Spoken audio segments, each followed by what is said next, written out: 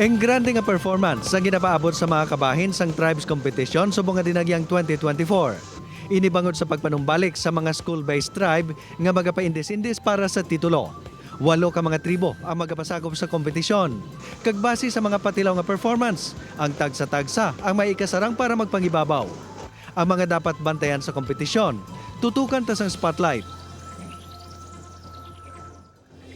I'm sure excited na ang aton mga kapuso nga masaksihan ng mga tribo nga kabahin sang dinagyang tribes competition. Kag sila man syempre excited man nga ipakita ang ila espesyal nga mga performance. Kag subong nga aga mga kapuso ang tribes competition, ang istoryahan ta upod sa co-chairman sang dinagyang tribes competition kag artistic director sang Iloilo Dinagyang Festival kag Iloilo Festivals Foundation Incorporated, si Direk Albert Banyares.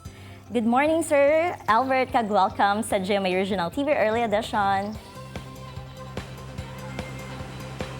Mayong aga yung kapuzong Zen, mayong aga sa tanan nga taga-nalantaw sa inyong programa.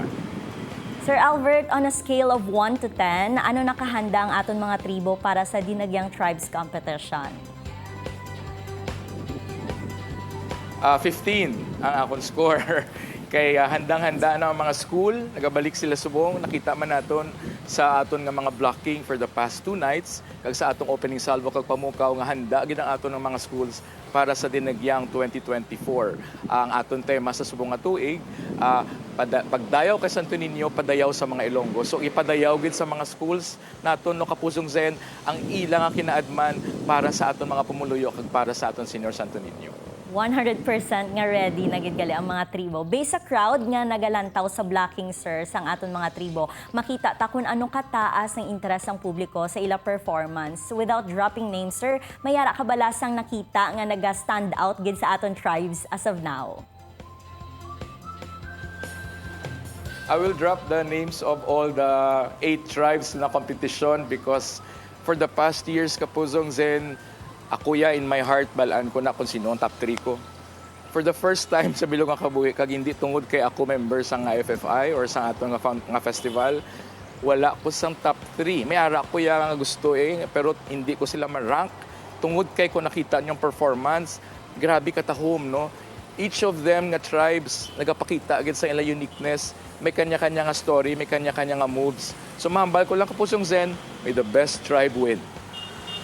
Exciting, sir. Sa adlaw sang kompetisyon, sir, importante ang kalidad sang performance sa mga tribe members sa kahektik sang ila schedule subong. Paano ta ginapasiguro nga maatipanan man ang ila ikaayong lawas? Kapusong Zen, no, kada gabi, kung mag-blocking sila, nag-meeting kami, nag-aaragi kami no, sa mga grandstand, sa tanang judging area.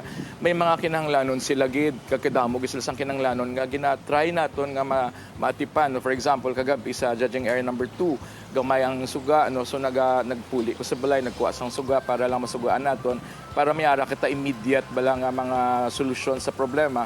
Pero ang mga tribes hindi naton matag na perfect kay hindi kita hindi kita perfect kay damo sang committees ni nga nagabuylog.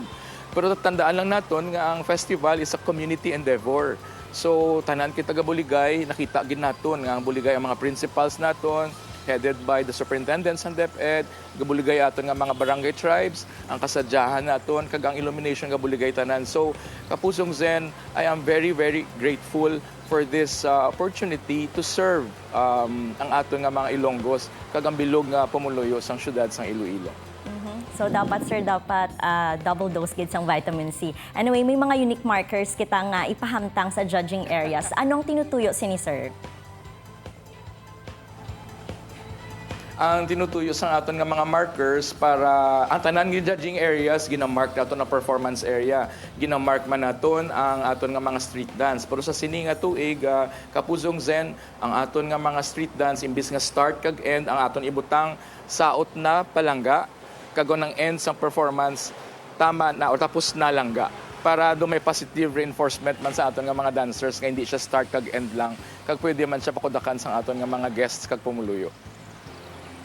Sir, ang imo imbitasyon sa aton mga kapuso nga magasaksi hindi lang sa Dinagyang Tribes Competition kundi sa iban pagid nga highlights ng Dinagyang Festival 2024. Mga kapuso, ginaimbitaran ko kamo nga malantaw starting sa illumination January 26 alas 6 ang gabi sa Mandurriao District. Tapos sa 27, January 27 sa hapon, kasadyahan sa Kabanwahanan. Sa Sunday, January 28, Dagyang Tribes Competition. Kag sa hapon, sad-sad sa Calyarial.